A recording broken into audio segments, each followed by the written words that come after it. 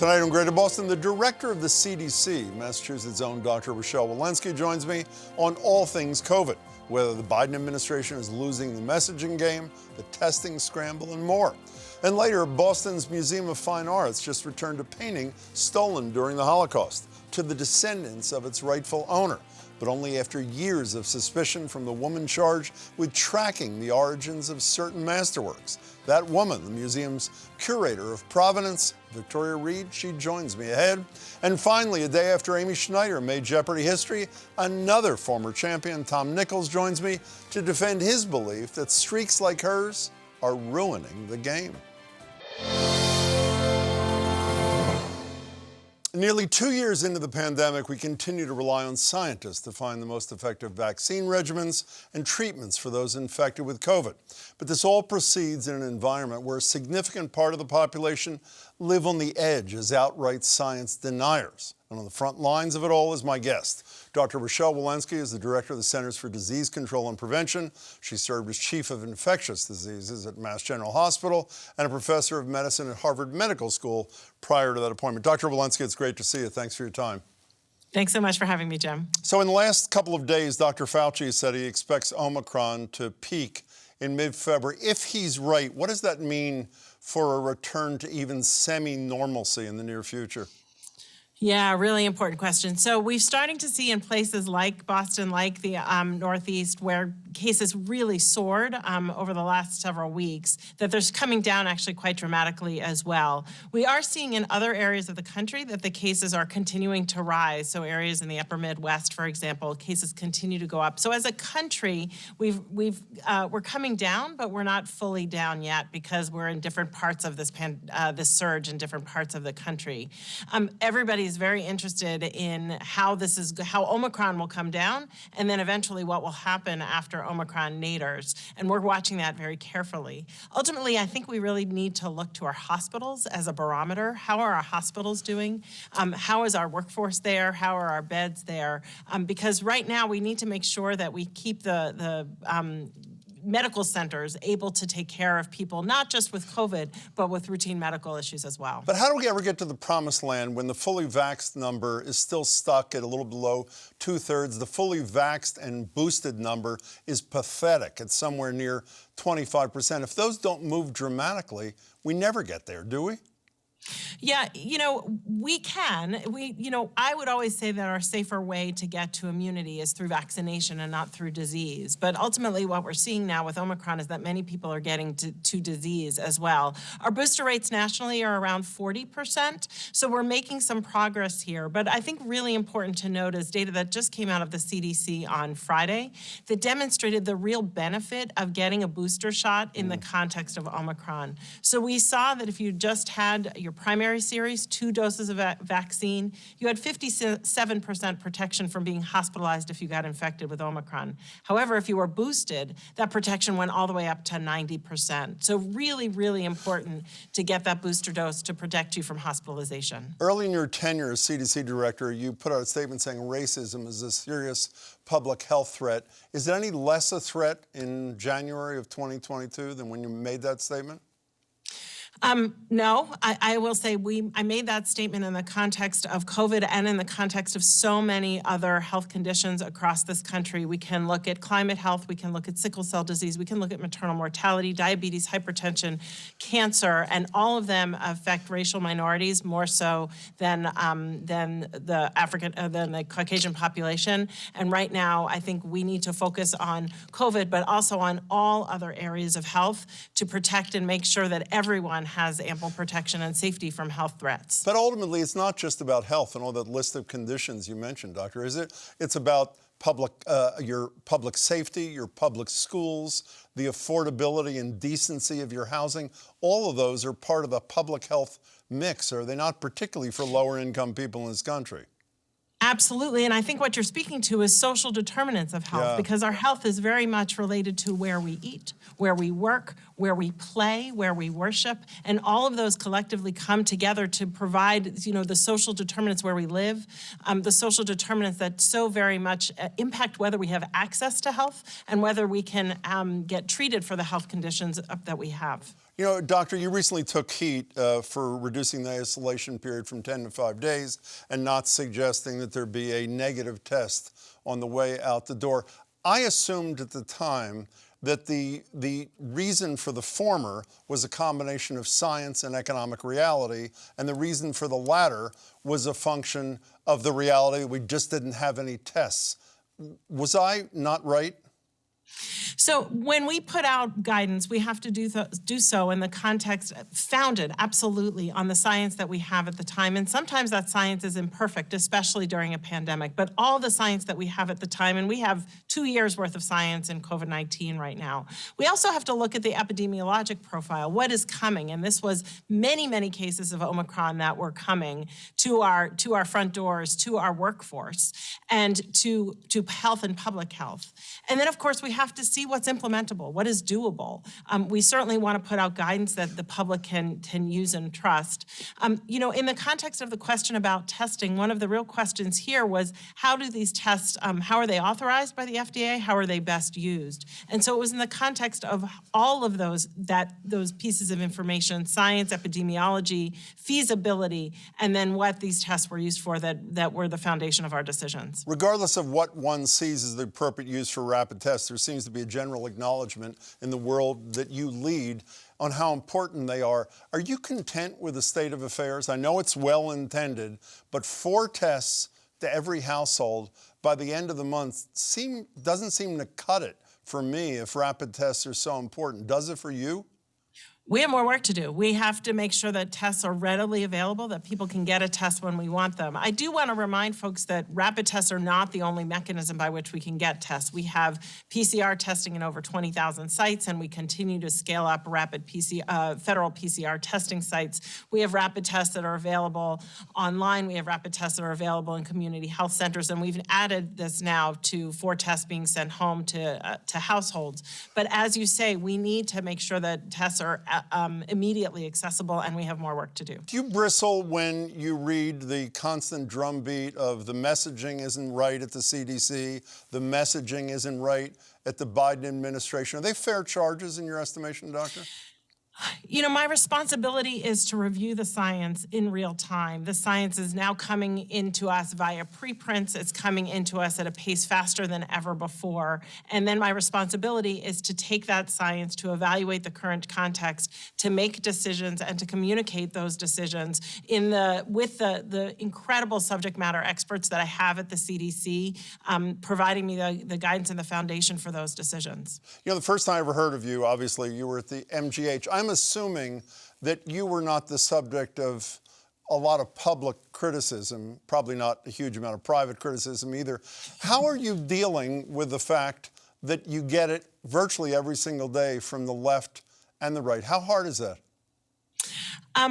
You know, I think that I have to acknowledge the criticism and see where and how I can do better. We as an agency can do better. But right now, my North Star is making sure that the science and the information that we have lead us out of unprecedented times. I've never had my motivations questioned when I entered a patient room. My motivations are still the same: to protect public health, to protect the safety of all Americans. But how hard is that? That's got to be a total misery for somebody who's, I'm serious. I mean, is it not? No, certainly, you know, there's a lot of public splashes across the pages, but there's an incredible amount of quieter support from people who mean a lot to me, people in healthcare, people who have been my colleagues for years, and that is, you know, the voices that I have to address because they're the science-based voices. I'll take that as a yes, that it is misery. At least that's the way I translate it. Your colleague, Dr. Fauci, said on 60 Minutes and elsewhere, he not only has gotten criticism, but death threats. Have you? There's been more and more attention, and you know, I'm working through it. Okay.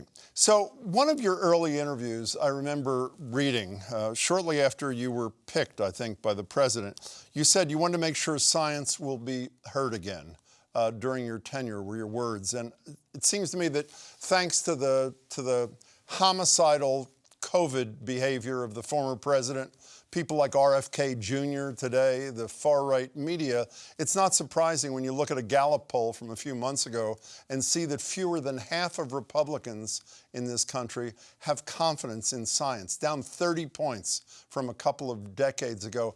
I assume, even if that's not formally in your job description, you feel it a responsibility that one of the legacies of your time is not the death of science in this country. What do you do to convince people that science changes, but it is real and it's critical to be believed in? Yeah, well, first, I think all of our decisions have to be motivated by that science, and all of those decisions have to be transparent. We're very transparent about how those decisions are made. We've put out many, many scientific briefs. We have had media conversations. So we really do have to be very transparent about how those decisions are made. And sometimes they're complex. They're not so easy in a 2-minute soundbite. They're complex about how we unpack that science. In terms of how you convince somebody who might not be vaccinated to get vaccinated, I go back to the bedside. The way you talk to patients is by listening, doing more listening than talking, and to understand what their concerns are. And I think we can't really group everybody as saying these people don't want a vaccine and these people do. I think what we really need to do is talk to individuals as individuals and understand what their concerns are, what's motivated their decision. And interestingly, when you take people one at a time, oftentimes you can really understand what has been limiting them and what has influenced their decisions, and you might be able to provide them with information to get them vaccinated. You're a far kinder person than I. Dr. Walensky, thank you so much for your time. I really appreciate it. Thanks for having me. Almost 80 years ago, a Jewish industrialist and avowed anti-Nazi, Ferenc Chorin, hid several paintings away in a bank vault before he and his family fled Hungary during World War II. When the contents of that vault were looted by Soviet forces during the siege of Budapest, and Chorin and his family settled in New York, they believed they would never see the paintings again. But over the years, Chorin's descendants have managed to recover a few, most recently one that landed at the Museum of Fine Arts in Boston 40 years ago via a London art dealer. It's a 17th century work by Solomon van Rijsdale called View of Beverwijk, which has long been an item of suspicion for Victoria Reed, who's charged with researching works of questionable histories as the MFA's curator of provenance. She was the first person ever to hold such a position when it was first created back in 2010, and clearly the work continues. Victoria Reed, congratulations and good to meet you. Thank you. It's nice to be here. Now, when I read that you were the curator of provenance, I cannot tell a lie. I had to look it up. For the few people who, for the many people who probably don't know, what do you do? What is it exactly? So provenance is the history of ownership of a work of art. Basically, it's biography from the time it was created until the present. So my job is to research the provenance of the works of art that are in the museum's collection, as well as those works of art that we are considering bringing in as new acquisitions or on loan. So we want to make sure that we're not bringing anything in that was looted or stolen. Would you be offended if I were to refer to you as a museum detective of sorts? Is that I would not be offended. Many people have said that. Okay, fair enough. So I'm going to give you an impossible task. In 60 or 90 seconds, can you explain the incredible story that led you and the heirs of Chorin to connect and allow you to do what the MFA is doing? I will try. So we had this painting since 1982. We knew nothing about its provenance before that time. We were told it came from a Swiss private collection, and the painting had a fragmentary label on the back that appeared to be in Hungarian. So we had some indication that it had come from Hungary, but we didn't know anything about its World War II whereabouts. Because it came from Hungary, it was a priority for me for a long time, but I was never able to put the pieces together to figure out where it had come from. In 2019, a scholar wrote to us and gave us new provenance information for the painting. He told us that it had been in the Hungarian Gluck collection in the 20s. I updated the provenance record online, and within a year, the family located the painting on the MFA's website and made a claim for it and provided documentation that allowed us to finally put some of these pieces together. Beautifully done in 60 seconds. How satisfying is that when the connection is made after that long search? I can't imagine. It's very gratifying. I'm always very happy to get the problem files off my desk. And really, this is why we do what we do. This is why we have our collection online. This is why we put provenance information online. Because even if we have gaps or we don't know the significance of a particular piece of information, there are others out there who might be looking for that work of art. So it's really important to have that strong internet presence. I think it helps. You know, the Boston Globe quotes the lawyer for the family, for the descendants, as saying it was a model restitution process. And I was trying to read between the lines, and tell me if I'm being overly cynical. Is model restitution meant that you did the right thing and decided to give it back, unlike what some other museums do when they fight like hell to hold on to a piece they probably shouldn't. Is that unfair? Well, I think what was really wonderful about this particular process is that it happened very quickly, and it was a very, very clear-cut case. Many of these Nazi era claims can become very complicated, and sometimes they do take years to research and to get to the bottom of the issues. In this case, it was very clear that it was the same painting. It was very clear that the family had lost the painting and had never recovered it. So it wasn't difficult to make an institutional decision. You know, when you were describing at the top of the segment what a curator of provenance does, you didn't just say that we try to track paintings in our collections that may have origins that would suggest we shouldn't have this to begin with. You added to that you also take a look at acquisitions to make sure, sort of in a preventive sort of way. That suggests to me, I guess what's obvious, is that the ethics of such acquisitions have changed through the years. Is that a fair statement? That is absolutely fair. I think when we purchased the Ruysdael in 1982, the museum did not ask any questions about its provenance. We did not get any information from the dealer. The traces of a Hungarian language label did not appear to have raised any red flags at the time. Today, the process would be very, very different. We would ask for information, we would ask for paperwork, and we would be very attuned to Nazi-era losses. I didn't just be, but it seems to me that as a museum goer, not a museum expert, that there must have been a tipping point somewhere in the last couple of decades, because it's not just the MFA, even though this thing was exemplary. It seems to be industry-wide. Was there a moment, or was it just an evolution through the years? There was certainly a moment in 1998 when the Washington Conference on Holocaust-era Assets was convened, and 44 nations met and affirmed, among other things, affirmed a commitment to locating works of art that had been lost during the Holocaust. And so what followed was, in the United States, museum guidelines issued by our sort of industry leaders, mandating that museums conduct provenance research and put that research online.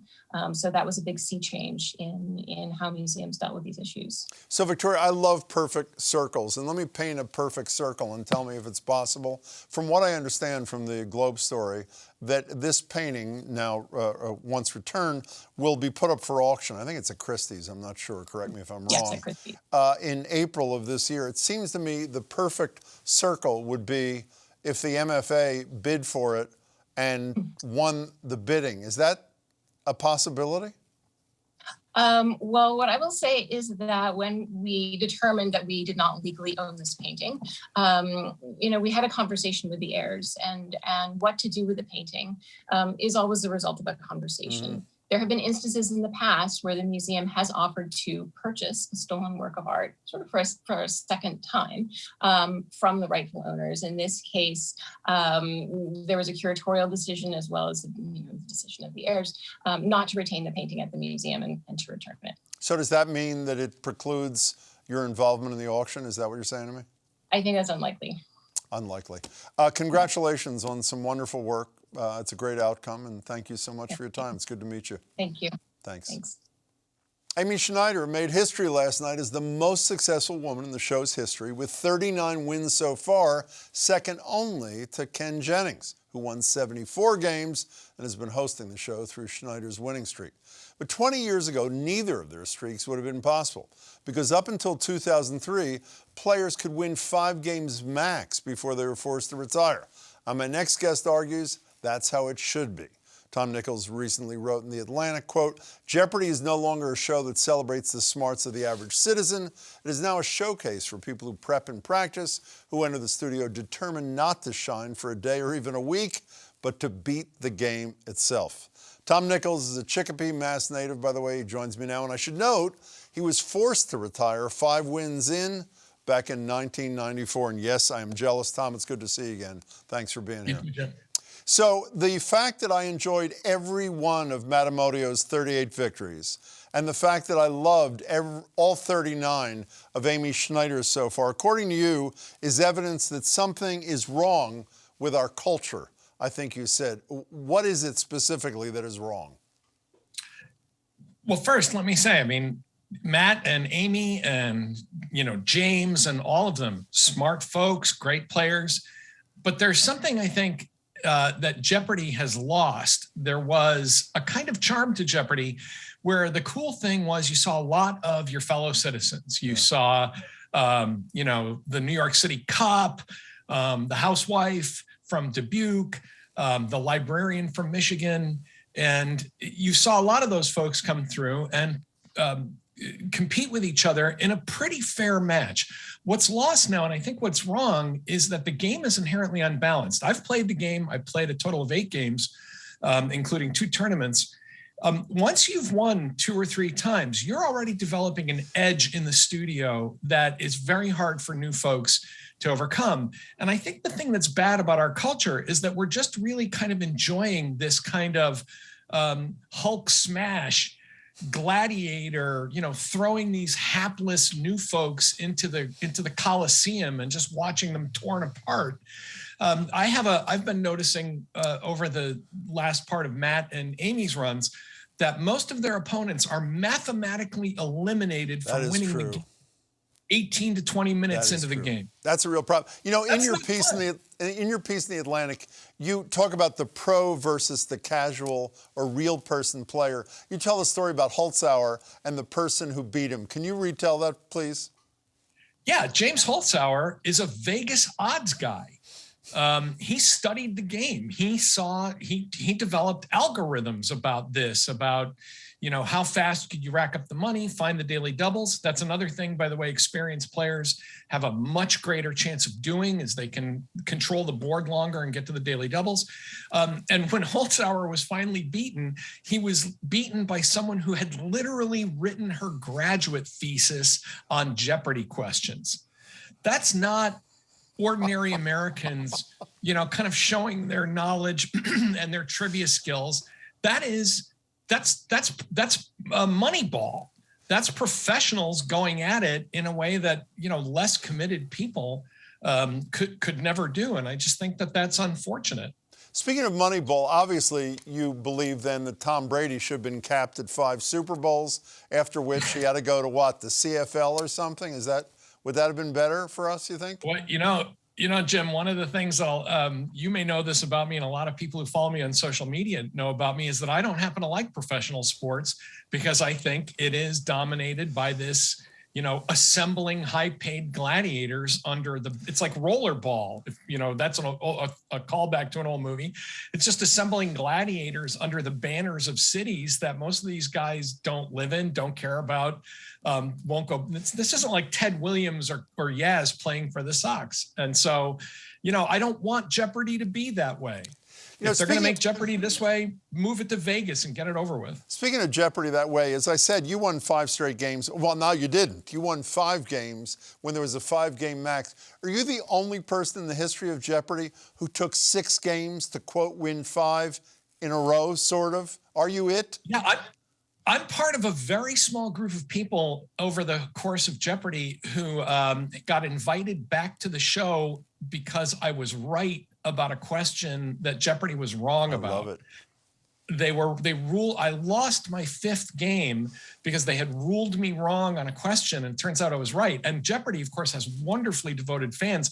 After my show aired, it shows you how long ago this was. They were deluged with faxes and emails saying, that young professor, he was right. And so Jeopardy invited me back. So technically I had to win 6 games to win 5. Whether you like them or not, I know you like them personally and, admire them. Whether you like that they've have won this many games. When you watch the Emodios and the Schneiders of the world, I watch and say, I can't believe how smart they are. But then I listen to you and read you, and your contention is it's less about brains and more having a brain like, what'd you call it, a lint roller? What's Yes. your point? You really have to have a brain like a lint roller in the sense that you have to be able to recall a lot of disparate little facts that you've picked up over the course of your life. It helps to be well read. I think the best Jeopardy players are people who read a lot, but you have to be able to remember stuff. The example I always give is that I learned in 6th grade, and I don't know why I remember that I learned it in 6th grade, but I learned that Handyman, the Leakey family archaeological dig, that was called Homo habilis. And I actually got asked that on Jeopardy. And later somebody said to me, my God, Tom, you must know so much about anthropology. And I was like, well, I was paying attention in 6th grade when Mr. Kennedy said Homo habilis, and I just remembered it. That's a really important part of the game. Last thing before you go, we discussed this on the radio the other day. I sit on my couch and I watch. I was not a huge fan during Alex Trebek. Don't get angry at me, everybody. But this new incarnation, maybe because of the pandemic is why I've been watching, and maybe I'll go back to the original ones. I am nervous almost every single close game. You're standing on the stage for 6 games, 20 feet away from Alex Trebek? Are your knees knocking? How do you concentrate and not get totally blown away by the moment, if you know what I mean? The first time you go out there, it is absolutely terrifying. You think, my God, that really is Alex Trebek standing right there. And the audience is there. And my God, I could make a complete fool of myself with one wrong question in front of millions of people. And I think the good players are the ones that can get over that. And that's why, again, I think these long multiple runs, by the time Matt or Amy or James have won 10 or 15 games, you're in their house. They're used to it there. They're comfortable. They're not nervous. And it's just not fair to the new folks who get kind of thrown into that and get rattled immediately by somebody just kind of rolling over them. So yeah, it's scary. It's definitely terrifying. So I want you to know you make a very persuasive argument here and in the Atlantic. Despite that, I will be watching Amy Schneider going for 40 tonight right after this show. We'll see how it goes. It's good to see you. Be well, Tom. You too, Jim. That's it for tonight. Please come back tomorrow. Congressman Seth Moulton joins me on the growing concerns about Russia invading Ukraine. Plus, Kayak's Paul English is here on his 6th annual Winter Walk. It's an event aimed at raising awareness of people experiencing homelessness in Boston by challenging all of us to walk 2 miles in their shoes. That and more tomorrow at 7. Thank you for watching. Please stay safe.